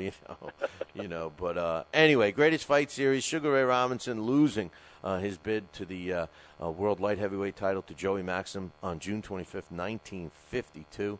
And Scotty would be glad to show you the program from that fight. He was there ringside. I think it was on your 25th birthday. You were selling the programs, and you looked so old and haggard, and so worn out. I thought as a young kid, I'd buy a program from you, Bill, and make you feel better. You felt sorry, right? You felt sorry. Yeah. But anyway, I love that series. Look forward to the next one. Hey, while we got you on, a couple of questions real quick about the Juanma Lopez fight. We did have one listener that kind of felt sorry for him, said that, come on, man, the guy's brains were scrambled. He didn't know what he was saying. He kind of was. I think there was a lot of pressure on him. I think the most sickening part of the fight had nothing to do with his comments, because I kind of would lean towards him, not knowing what he's saying. I think that you have to put some of the blame on his team. Why would they let him go out if they knew that he wasn't 100% right? If they did know. But you know what? The thing that bothers me the most, Scott, and I'm sure you're going to agree with me, or I hope you do, the scorecards of those judges at the time, when they exposed those scorecards of the judges, they made me feel that, this is the reason why we're slipping in this sport. There is no way in hell that those cards were accurate. And if that fight would have somehow went the distance, and to listen to this kid, Salido, get robbed, when bottom line was this: if Juanma threw 5 punches, Salido threw 8 or 9, all throughout the fight, from the first round right to the stoppage, there was no way in hell he should have been down on those scorecards. What's your thoughts? Well, 100% agree with that. I mean, I had Salido way ahead. I had 88-82 for Salido. I've seen scorecards by people who cover the sport that have it like a 2-point margin, and I thought that isn't wide enough. And to me, Salido's punches were just, not only did he land more, it seemed, but Salido's punches were far more effective. I mean, if they traded and they both landed, Salido's punches had a greater effect and seemed to hurt Lopez more than Lopez's punches ever hurt Salido. Even in that classic round 9, an early round of the year candidate, I gave that round to Salido because even though they were trading, and it was a great round, to me, Salido, when he hit Lopez, the effect was greater, and his punches did more damage than when Lopez hit him. So I thought Salido was way ahead. And when I heard those scorecards, again, it's on the one hand, there's shock, but on the other hand, we see this every single week in this sport somewhere, in a big fight. And it's getting to the point where it's not shocking anymore. And when it stops shocking us is when it's the worst, because that kind of thing just shouldn't happen. I mean, it's so wrong. If he would have finished the fight, if he would have taken the fight from Salido, then that would have been an absolute travesty.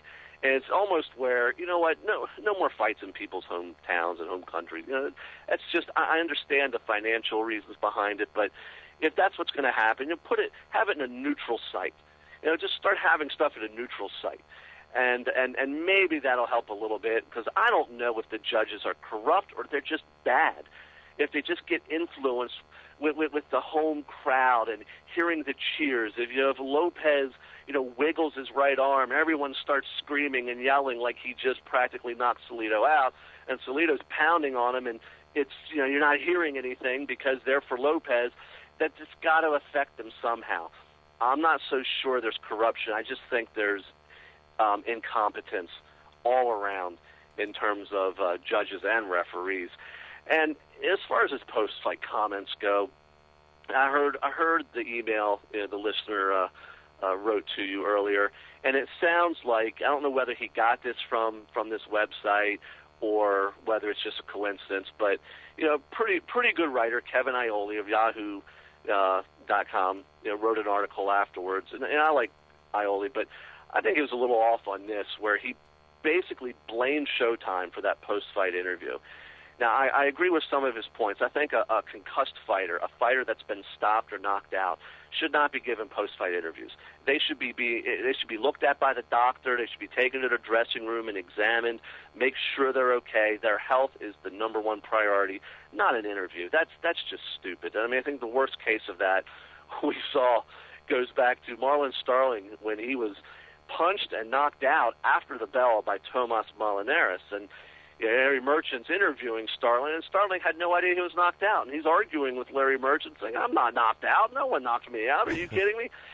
And it's chilling in a way to hear that, because you realize this man's brain has just been so violently, rocked that he has no idea what just happened.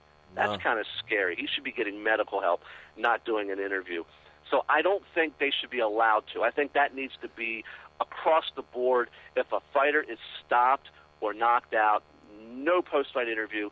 They need to be taken and examined right away. However, I don't blame Showtime for the comments that Lopez made. I mean, Lopez has done this before. I don't think it was just the fact that he was stopped. I think Lopez is a crybaby. Yep. And I think the one good thing about the post-fight interview is Amir Khan is no longer boxing's biggest crybaby. Now Yes, it's Juan Manuel Lopez. I mean, this guy, to say the things he did, I mean, the apology later sounded like publicist material. Yes. Not from Lopez. Yes. So. Yeah, no, you're right. I agree. I agree. That was definitely not written by him. And I can't stand Jim Gray. I can't either. Every time I see him, I can't stand Jim Gray at all. But this was Lopez. Oh, no. You're right. Comments you're right. But my point is, every time I see Jim Gray, I see poor Pete Rose next to him, and it's just like I want to reach out and grab him by his throat. I swear, I just do. And now that I'm thinking of it, well, what is with Showtime grabbing these guys? They got Jim Gray, they got Gus Johnson. I mean, come on, man. They produce such a good show, and they put some flaws in it there. But anyway, Scott, great job with reminiscing about my man Tyson and ruining my vacation and the greatest fight series and anointing Juanma Lopez the biggest crybaby over Amir Khan, which I still don't. I don't know if I do that, not yet. But we'll see. We'll see if Juan is still crying. See, Amir Khan is still crying.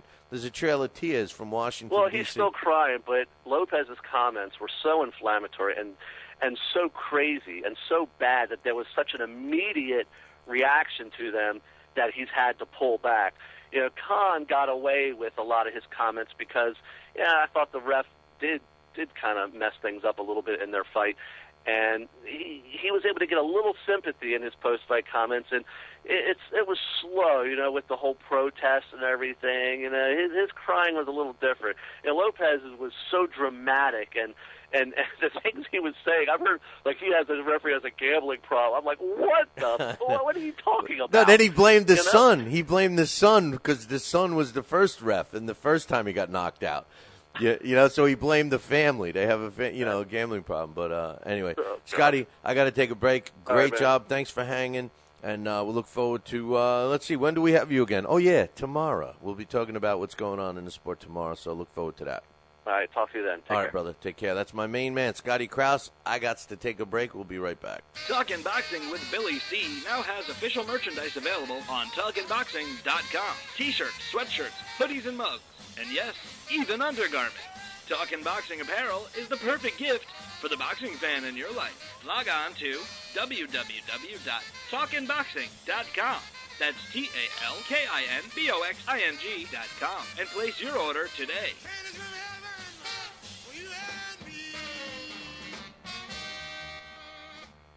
Join us here for 2 hours as Billy and the gang do what they do best. Every time I start talking about boxing, a white man got to pull Rocky Marciano out their ass. Rocky Marciano was good, but compared to Joe Louis, Rocky Marciano ain't... Beat Joe Louis's ass.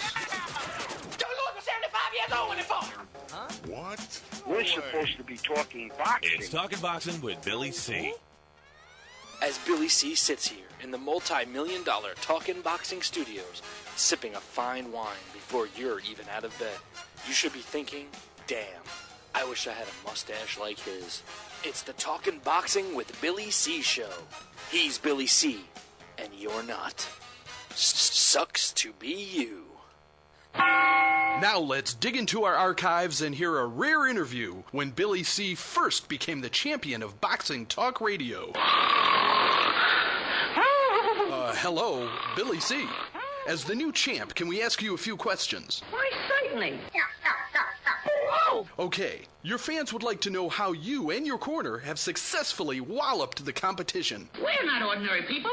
We're morons. Anything else? I'm a victim of circumstance. Did your success finally come when you made the show 5 days a week for 2 hours? What do you think? I'm trying to think, but nothing happens.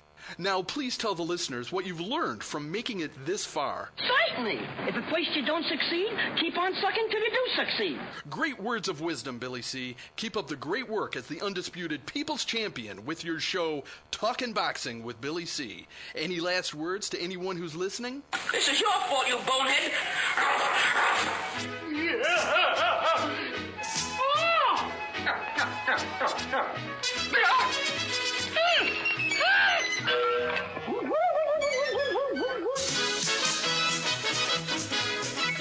And we're back.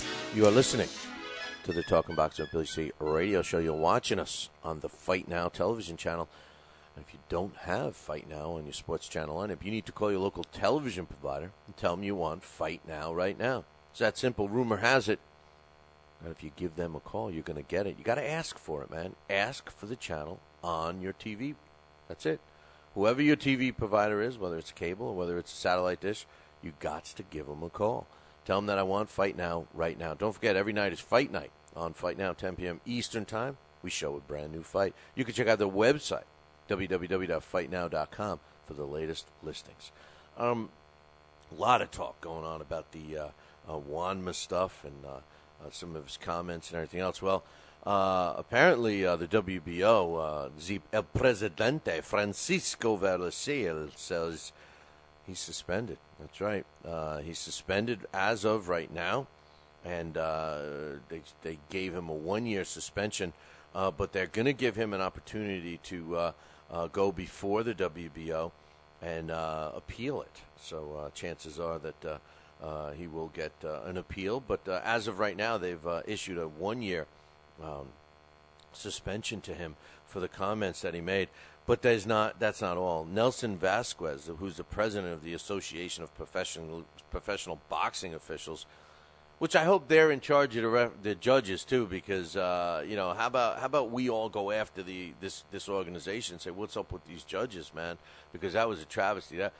My man Rob here in the chat room. I mean, you got to understand. He's from the UK, so we don't know if he knows that much about the sport. But the thing is this. He had the score pretty even, 86-85 after the 9th round.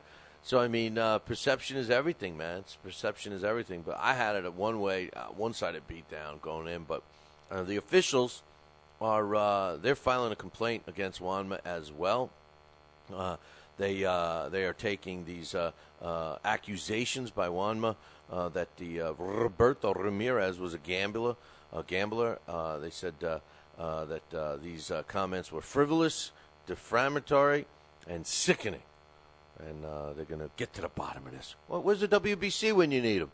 The WBC is supposed to police boxing, right? You know, how come they're not doing anything about this? The WBC, come on, Jose Suleiman, you troll. But anyway, Vitaly Klitschko, yes, Vitaly Klitschko. He's very confident about his political career. As a matter of fact, he was asked yesterday in an Associated Press news interview, does he plan on becoming the oldest heavyweight champion? Now, remember, George Foreman became the oldest heavyweight champ at 45 in 1994. And Vitaly Klitschko's 40 years old now.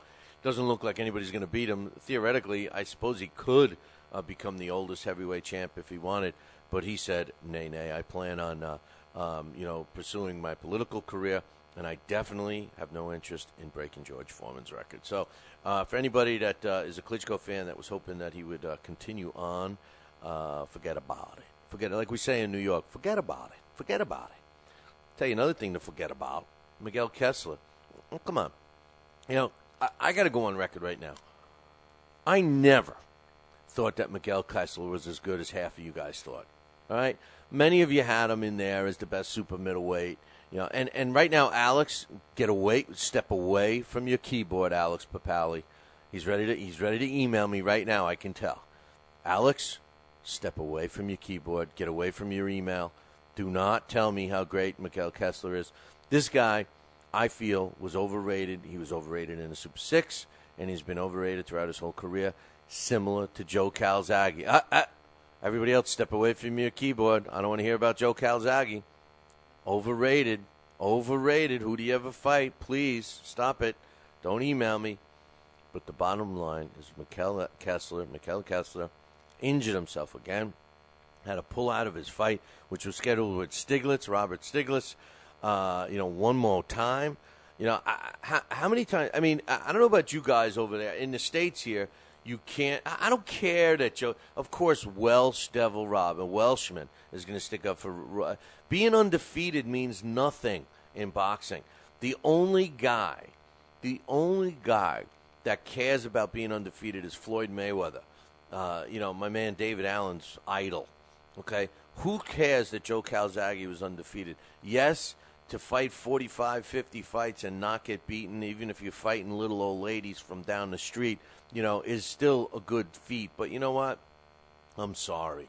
The O isn't what, in my opinion, what determines if you're a great fighter. And Joe Calzaghe was not. St. Floyd's another great fighter. Yeah, okay. But let's get back. Can we talk about a Denmark fighter here, Kessler? Kessler is injured. He's not going to be fighting in May. It was scheduled in Copenhagen on May 19th against Stiglitz for Stiglitz's title. Instead, looks like he's going to be taking on George Groves. Now, that's in my opinion, surprising in itself since Georgie Groves only has 14 wins. But what makes it even more surprising is that Georgie Groves was scheduled to fight this weekend, and he's pulled out of the fight. They say that it's a medical issue. And by the way, my man Curon pointed out to me that the only guy, the trainer of Georgie Groves, his trainer only trains one other fighter, and guess who it is? Come on, you know who it is. David Toemaker Hay, of course. That's right. And rumor has it that Georgie Groves stubbed his toe, and he can't fight. But he's going to be able to fight Stiglitz on May 19th. So, come on. It's more money for this fight or take a good fight against this guy. Stub your toe. Get the hammer out. Come on. Stub his toe. Mikkel Kessler backs out of the fight. He wants to postpone it. Stiglitz says no. I say forget Kessler. I think Kessler's just one of those guys, one of those overrated guys. I'm sorry. If you want to be a fighter, something, I don't want to sound like I'm not giving these guys any credit or I'm not being sympathetic or anything like that. But listen, you choose to become a fighter. If you choose that profession, it's like the famous line Victor Ortiz says, no one deserves to get punched in the face like that. Yeah, nobody like us, nobody like you, nobody like somebody, no lawyer, no accountant, no mechanic, no construction worker, no, business person. They don't deserve to get punched in the face. But I got news for you. when you decide to become a professional fighter, you're gonna get punched in the face, And when you're a professional fighter or a professional athlete, you're gonna get hurt. You're gonna have some injuries that you have to play through or fight through. And listen. Don't get me wrong. If the guy injured himself and he can't punch and he endangers himself, it's a different story. But that's Kessler. But Georgie Groves, I got news for you. In the United States, now I don't know what the rules are there, but in the United States, if you cannot prove that you have a medical issue and it caused you to back out, you get suspended from that state. So hopefully Georgie Groves will have some kind of repercussions. And, this is what kills me. He's saying stubbing your toe is a serious injury. It is very painful. This is Welsh Devil Rob. Everybody, email him. Tell him he's delusional. I think David Allen is right. I think this guy's hitting the. What are you guys drinking over there already? Come on, man. Come on. Stubbing your toe. Yeah, it hurts. It hurts. But oh yeah, that's why David Hay lost. Come on, man. Come on. Sergey Lukaevich is going to be taking on Brian Jennings on the Fight Night series on NBC coming up in a couple of weeks, next week. Is it next week? Yeah, it's next week. He says that the key to winning this fight against Jennings is his experience. I guess I got to agree with him because I wasn't that impressed with Jennings. It's just that I was impressed with Jennings when he fought the Night Train. But the Night Train wasn't anything special. And Jennings is too small. I have a feeling that Lukaevich is going to just knock this guy into next week. However, if Jennings can box Lukaevich and stay away from him, he's got a good chance. They announced yesterday that for the IBF lightweight title elimination bout, it's going to take place. There is going to be a. Let me rephrase that. Can I start this over? There's going to be an IBF lightweight title elimination bout. Yeah. It's going to take place on April 14th. It's going to be in the Philippines. And the two fighters that are going to be fighting for this elimination, Marvin Quintero, who's 24 wins, 3 losses, 20 come by knockout. Man, has this guy come a long way. I remember seeing Quintero in Poughkeepsie, New York about, had to be 6 years ago. Had to be 6 or 7 years ago. I believe he was undefeated at the time. But he's 24-3 right now. He's got 20 knockouts, and he's going to be taking on he's going to be taking on Al Sabupan, and Sabupan is they call him Captain A. He's undefeated, 18-0 with a draw. 13 of his W's coming by knockout, and he's the Filipino. And this fight's going to be taking place in the Philippines. It's going to be a 12-round fight, and April 14th. It seems like a decent one. Speaking of April 14th, it's a Saturday at Bally's Hotel and Casino in Atlantic City. A young fighter, he's a lightweight. We're talking about lightweights here. He's Osnell Charles. Now, we've heard of this guy before. He's got a record of 9 wins, 2 losses, and one of his W's came by knockout. He's been a pro relatively early. He turned pro in 2009. He's going to be back on a card, back in action April 14th. Don't know who he's going to be against, but keep an eye on him. As you should be keeping an eye on a middleweight prospect named John Thompson. John Thompson is a fighter that's undefeated. He's got 7-0, and he's going to be taking on a fight in New Jersey on April 18th. So a couple of young fighters to look at, keep an eye on. My man Alex Papali brought to my attention a story that I remember hearing about this story, but I didn't understand that there was such an inquiry going on. And I'm talking about Darren Sutherland. Now, Darren Sutherland was an Olympic fighter for England. He won a medal back in, 2008. And he's in the super middleweight division, and he came and he turned pro. They found him hung. They ruled it suicide. They found him hung in his apartment, his flat, as they call it over there. And the bottom line is this: apparently, when they had the autopsy, they said, he died of asphyxiation. He hung himself. But then just before they closed the book on this, it leaked out that they found out that his hands were tied. And all of a sudden, Mom and Pop Sutherland decide that, hey, wait, whoa, time out. Let's look into this again. What do you mean his hands were tied? If he's committing suicide, how does he tie his hands? Which, to me, sounds like a pretty reasonable question. You know, I mean, maybe Barney Fife was the investigating reporter, but maybe they should have had Columbo there, because my thought process is this: who tied his hands? You know, some people say, well, they can tie their hands. They don't want to change their mind. You know, once they feel the noose tighten around their neck, they don't want to change their mind. You know, sometimes people do that. You know, they want to prevent themselves from saving themselves, I guess. I don't know. But how do you tie your hands and then hang yourself? You know, they were tied behind his back.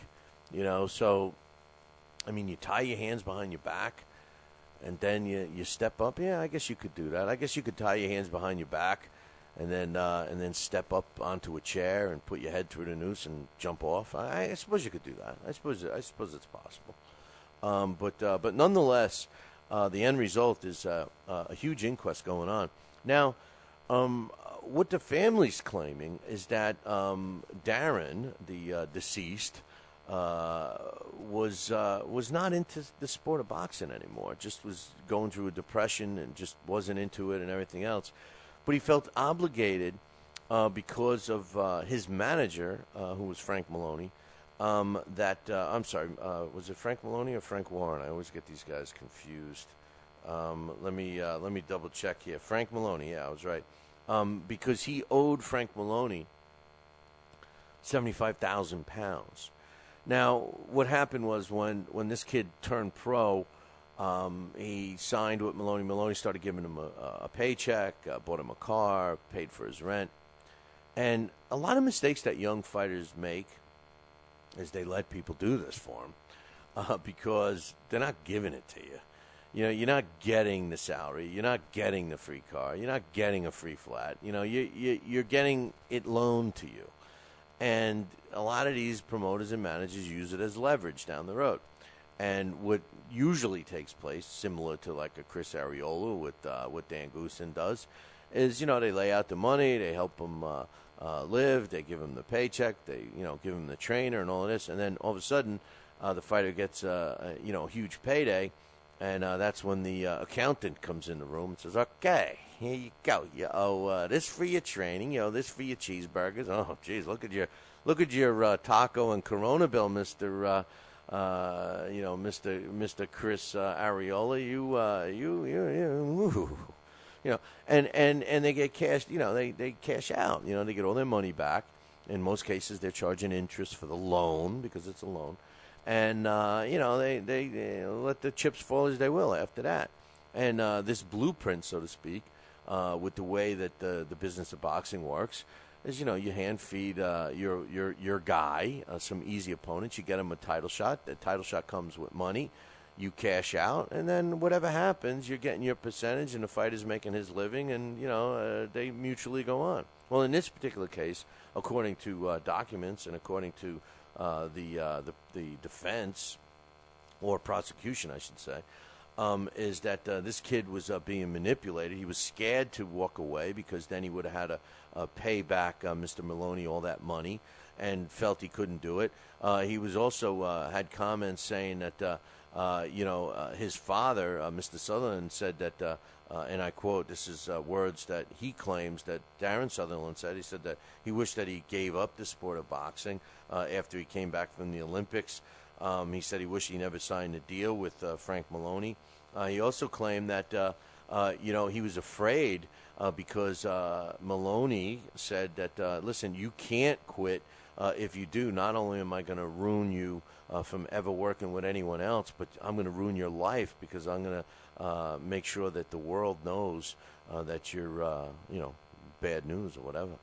And, as it turned out, there was a undocumented, which they have, and that which is being presented in this inquest notes that was signed, that Sutherland owes Warren this money. It was somewhere in the neighborhood. It started out at 75,000 pounds.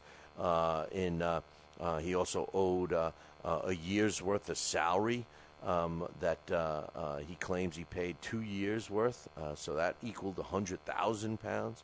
Also got threatening letters, and I quote, "Frank will destroy you and your family through the media. They will hunt you down. They will take photographs of you. They will do articles about how much you're effing up. He will destroy you for the rest of your life." And he's right, This is what was being brought out in this inquest. The reason why I bring all of this up is, I don't know what's going to become of it.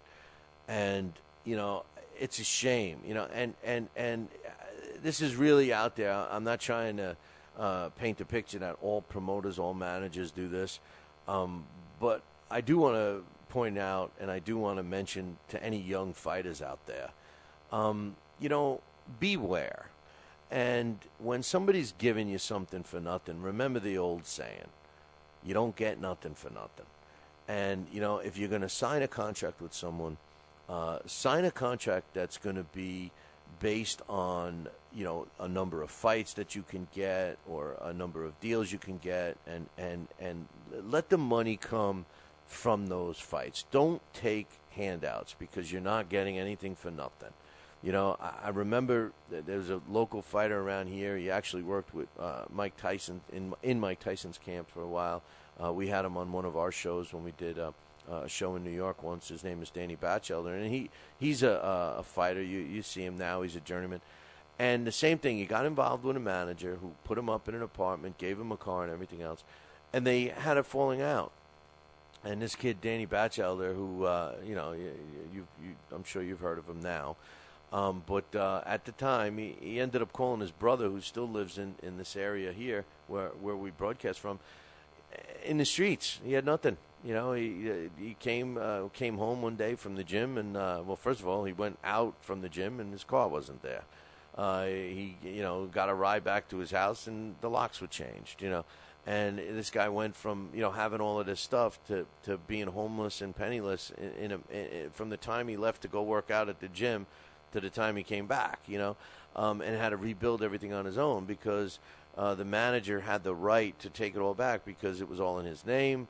It was all his, and by the way, he got a lawsuit on top of it. So, warning to all the young fighters out there that are turning pro: be careful. This is the kind of stuff that happens in this sport. I know I'm naive to the business, but be careful. I do know one thing. Yes, you guys know that I work with fighters. I never promise anything. And there's always fighters out there that are looking for it. Hey, I want a signing bonus. I want a car. I need a salary. I want to... Do they think that they're going to get that for nothing? Got old-time trainers, even Angelo Dundee, the late, great Angelo Dundee, used to walk around with a little pad in his pocket. And, one of his fighters would say, hey, coach, can I get a soda? Can I get something to drink? You got a quarter? Because it was only a quarter back then. It wasn't $2.50. You got a quarter for, I gotta get a soda out of the machine. Oh, sure, here's a quarter. Kid flips him a quarter, whips out his pad. Kid, 25 cents soda. Boom, back in his pocket. Hey, I need a pair of shoes. Oh, yeah, no problem. Here's the shoes. Shoes, $50, whatever. And, you pay it back, man. You pay it back. And then the fighter's version is that, I got ripped off. Well, no, you just don't understand what's happening. And, again, as a young fighter, if it's too, the old saying, I just said it. If it's too good, or I just said it before, you don't get nothing for nothing. But there's the other one. If it's too good to be true, generally it's not. So you got to be careful, man. All you young fighters out there, don't sign the paper. Let somebody else read it. One other thing I wanted to mention, we're talking about crybabies. And in my opinion, Amir Khan is still the top crybaby in the sport because he's continuing to cry. LeBron Peterson has been very quiet over the whole thing, and through the BBC Sport, he did an interview the other day, and for the first time, he was saying some stuff about Amir Khan, because up to this point I hadn't heard anything negative from him, and not that it's even negative. The rematch is taking place in May 19th. We all know this, and they were trying to get Peterson to say some negativity about Amir Khan, and Peterson said, "I won't say the same things about him. I expect him to come and fight better, but at the same time, I know that I'm going to come and fight better." He said he can overlook what happened in D.C. all he wants. He said, but it's only going to hurt him to think that way, not me. So I'm glad he thinks that way. Now, what he's referring to is all of the crybaby stuff that Khan has been saying, that he was cheated, he was this, he was that. And Lamont Peterson said an interesting thing, which is pretty simple, but I think it carries a lot of weight. He said there was no cheating going on in D.C. He insists that there was no cheating in D.C. This is Lamont Peterson.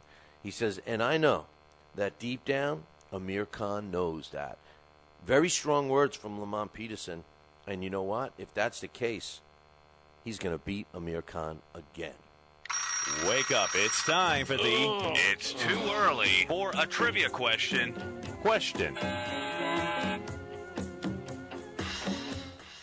This trivia question is a pretty good one. It's a tough one, but we got a really good prize on the line, too, man.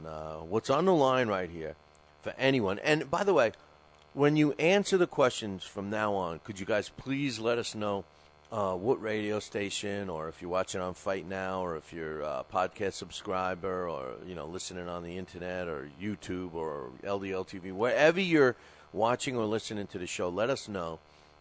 Because there may be a bonus prize in there for you. And I tell you all the time, especially Fight Now. I understand about the Fight Now audience. They're all sitting home, getting ready for work, running around the house, the apartment, or whatever, and getting ready to work, spilling coffee all over yourself, cursing at me and everything else. And, a lot of times you figure you don't have time to answer the trivia question. You never know. You know the email address. It's Billy@TalkinBoxing. It's TalkinBoxing.com. Just drop the G in talking. It's Talking Boxing. Always answer the question, because you never know. Some people listen to the show a day behind, and they answer a question, and they get it right. So you got to be involved. You got to be in it to win it. And what's on the line for our trivia question for this one is the copy of the Title Bout Championship computer game. Now, the last winner he claimed that he didn't know how to use a computer, and he took another prize instead. So we still have it. It's about a $40 or $50 value. It's the new version, 2.5 or 3.5, something like that. You can get all the information by visiting our website, www.BillyCBoxing.com, and click the Title Bout fight poster. It's on the left-hand side of the screen. And learn about this game. If you don't know about it, it's a simulation game. You could take and put Mike Tyson against Vladimir Klitschko and run it 100 times, 1,000 times, and see what the computer, based on all of the data, because there's this huge database that they started compiling back in 1970. They started compiling all the data about fighters, wins and losses, and who they fought, and how they fought, and what their physical attributes were, and all of this stuff, and they let the computer processes that information, and you can alter it. You could say, this guy's in great shape, this guy's not, this guy's old, this guy's young, he's got this trainer, he's got that trainer. You can make, it's pretty cool how you can do it. And then it'll tell you how the computer sees it going. And law of averages says if you run it 1,000 times, you should get a pretty good indication of how that fight would have went. So check it out, and you can get a copy. You could buy a copy right now by clicking that link, or you can win a copy by getting this question right. Who fought the most fights between 1910 and 1919? Who fought the most fights between 1910 and 1919? If you know that answer and you want a shot at the Title Bout Championship computer email me, Billy@TalkinBoxing. That's TalkinBoxing.com. One more time. Who fought the most fights between 1910 and 1919? Email me the correct answer. Good luck to everybody with that one. This day in boxing history. And finally, this day in boxing history is being brought to us by Campanaro and Tomkovich. If you need a lawyer, use the ones that keep me out of trouble. Campanaro and Tomkovich, 845-221-4099. Tell them Billy C sent you. And also, while you're at it, tell them Billy C said to waive the consultation fee. That I'll pick it up. Okay, tell them I'll pick it up. So give them a call, 845-221-4099. On this day, March 13th, back in 1998, Roberto Garcia, you know that name, right? He wins a 12-round decision over Harold Warren to win the vacant IBF World Junior Lightweight title, and that took place on this day, March 13th in 1998, in Miami, Florida. Hey, man, that concludes our show for today. We got a busy show scheduled for tomorrow. We got the Blast from the Past with Alex Papali. We got Joe Santaliquido, and, of course, some more Scotty Crouse. But the most important thing to remember...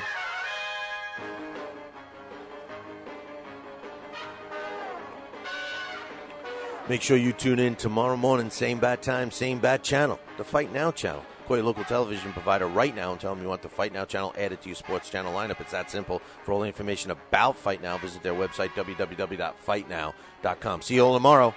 Ciao, baby.